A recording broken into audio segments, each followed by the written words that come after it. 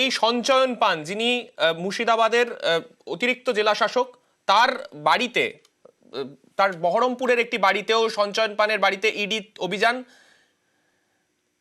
এই মুহূর্তে দেখতে পাচ্ছেন সেই ছবি, সেখানেও সিআরপিএফ দিয়ে পুরো বাড়ি ঘিরে সেখানে তল্লাশি অভিযান চলছে।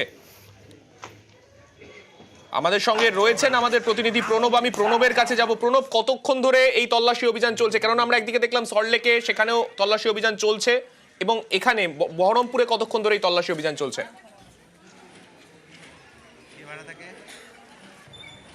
দেখো, প্রায় ঘন্টা চারেক অতিক্রান্ত।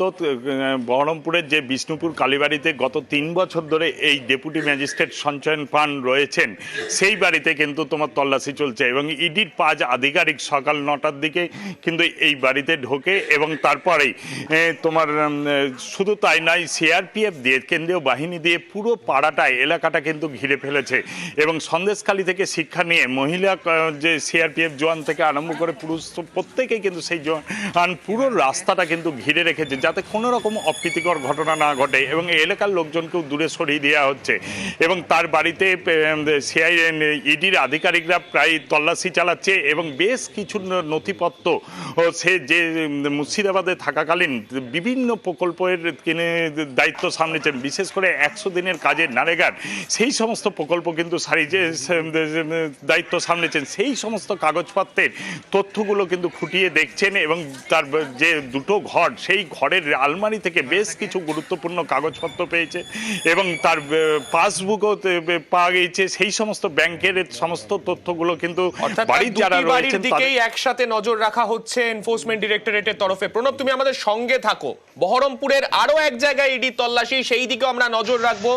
দুর্নীতির তদন্তে আজকে সকাল থেকে আমরা দেখছি ইডির অভিযান চলছে, এবং সেইখানে বহরমপুরে এক পঞ্চায়েত কর্মীর বাড়িতে ইডি আধিকারিকরা, একদিকে যখন আমরা দেখছি প্রশাসনিক কর্তাদের বাড়িতে ইডি অভিযান চালাচ্ছে, ঠিক সেই সময় বিভিন্ন পঞ্চায়েত কর্মী বা যারা একেবারে এই ধরনের দুর্নীতির সঙ্গে যুক্ত থাকতে পারেন, একেবারে গ্রাসরুট লেভেলে বলে মনে করছে এনফোর্সমেন্ট ডিরেক্টরেট, তাদের বাড়িতেও ইডি সকাল থেকে তল্লাশি অভিযান চালাচ্ছে। প্রণবের কাছে আরো একবার যাব। প্রণব, যে রথিন দে বলে যে পঞ্চায়েত কর্মীর বাড়িতে ইডি সকাল থেকে তল্লাশি অভিযান চালাচ্ছে, মূলত কি কি অভিযোগ রয়েছে তার বিরুদ্ধে?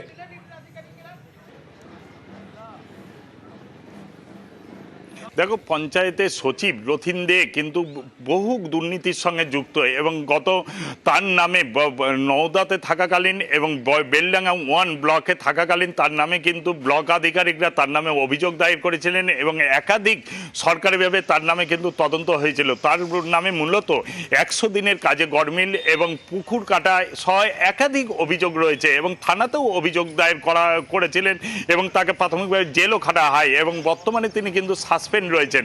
এবং নওদায় এবং বেলডাঙ্গাতে থাকাকালীন যে সমস্ত পঞ্চায়েতগুলোতে ছিলেন, সেই সমস্ত পঞ্চায়েতে কিন্তু তার বিরুদ্ধে একাধিক অভিযোগ ছিল, এবং তার বাড়িতে প্রায় ঘন্টা 7 হলো তার বাড়িতেও কিন্তু ঘিরে ধরে তার তল্লাশি চলছে, এবং প্রচুর পরিমাণে কেন্দ্রীয় বাহিনী রয়েছে, এবং তাকে এবং তার স্ত্রী এবং তার এক মেয়ে রয়েছে, তাদের সমস্ত কিছু কিন্তু হিসাবপত্র এবং কিছু গুরুত্বপূর্ণ কাগজপত্র পেয়েছেন বলে কিন্তু আমরা জানতে পারছি, এবং সেই সমস্ত প্রিন্টার নিয়ে গিয়েছে, সেই সমস্ত প্রিন্টারের কিন্তু পুরো জেরক্স করছে, এবং তাকে জিজ্ঞাসাবাদও করছে। এবং বহরমপুরে সে একাধিক ফ্ল্যাট কিনেছে, সেই সমস্ত ফ্ল্যাটগুলো কি করে কিনলো, একটা সাধারণ পঞ্চায়েত সচিব হয়ে এত সম্পত্তি কি করে মালিক হলো, সেই সমস্ত জিজ্ঞাসাবাদ কিন্তু করছে।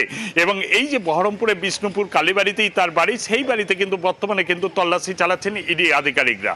বেশ, ধন্যবাদ প্রণব। আমরা এই ইডির বিভিন্ন জায়গায় যে তল্লাশি অভিযান চলছে সেই দিকে আমাদের নজর থাকবে, তবে একটা ছোট্ট বিরতির পর।